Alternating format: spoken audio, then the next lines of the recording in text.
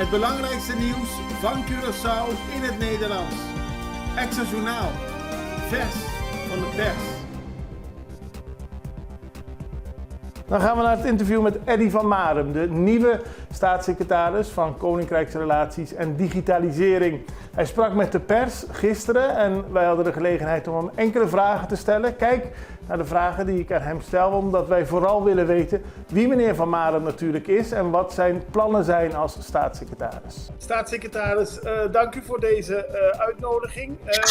Ja, voor ons natuurlijk een verrassing hè, dat er een nieuwe staatssecretaris kwam. Voor u wellicht ook dat u staatssecretaris van Koninkrijksrelaties werd. Wat wist u van deze portefeuille voordat u deze portefeuille kreeg? Nou, wat ik aangegeven heb, ik heb natuurlijk toen ik hier voor Herstel Groningen kwam, heb ik samen met mijn collega Sabo op dezelfde gang gezeten. We vallen allebei onder Binnenlandse Zaken. En wij hebben onze gezamenlijke stafoverleg. Dus eigenlijk alles wat hij in de afgelopen periode gedaan heeft, heb ik in de zijlijn goed mee kunnen krijgen. En ik word nu door de teams gewoon in de diepte gewoon meegenomen op de dingen die de afgelopen tijd in gang gezet zijn. En ik ben eigenlijk ook gewoon van plan om dat met mijn eigen stijl gewoon voor te zetten. En wat is uw eigen stijl? Ik vind de menselijke benadering vind ik gewoon heel belangrijk. Je moet goed luisteren naar elkaar. Dat betekent niet dat je overal iedereen overal gelijk in geeft.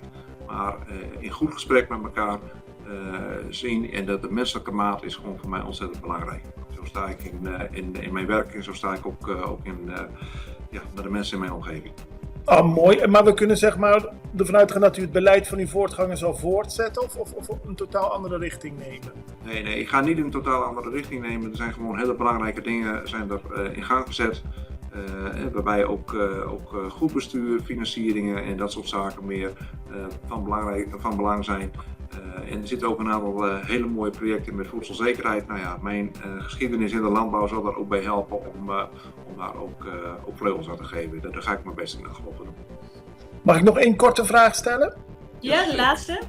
De portefeuilles Herstel Groningen, Digitalisering en Koninkrijksrelaties. Wat is de verdeling? Wordt dat echt een derde? Of heeft u toch meer aandacht voor Herstel Groningen? Nee hoor, alle portefeuilles die ik nu onder mij heb, die zijn gewoon van belang. Je moet gewoon zien, in het eerste gedeelte van je aantreden doe je gewoon heel veel dingen en ga je gewoon je lijn van je beleid zetten. Dat heb ik voor Herstel Groningen ook gedaan, dus er zijn ook een hele hoop zaken die lopen. En dat heeft mijn voorganger ook op dit dossier gedaan en op digitalisering. Ja, daar gaan we gewoon op door. Voor mij is het nu zaak van dat ik mijn aandacht gewoon goed verdeel over alle dossiers. En op hoog tempo ook gewoon bijgepraat wordt op detailniveau. En dat gaan we de komende tijd gewoon doen. En ik ben daar eigenlijk wel van overtuigd, zeker met het team die ik om me heen heb, dat dat op een hele snelle manier gaat gebeuren. En ik kan ook zeggen, ik heb al de bezoeken al gepland.